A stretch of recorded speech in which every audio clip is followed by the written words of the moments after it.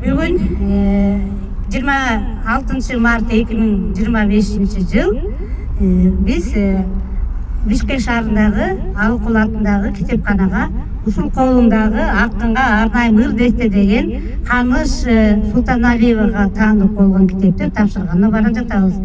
Биз дагы жолдон ар бир убакытты текке кетирбей ушул китептен эженин Алыкулга арнаган ырларынан окуп берүүнү туура көрдүм. Кабыл алып коюңуздар.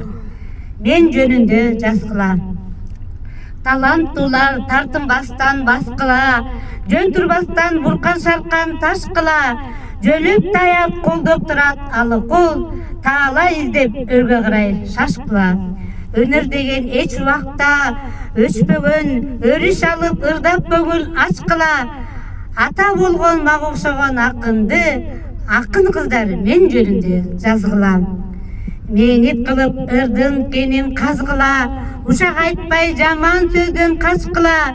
Баарыңарга мен ыраазы кыздарым, токтобостон 90 жашты ашкыла. Окуган Асанкулова Бейтүбү Согонбековна.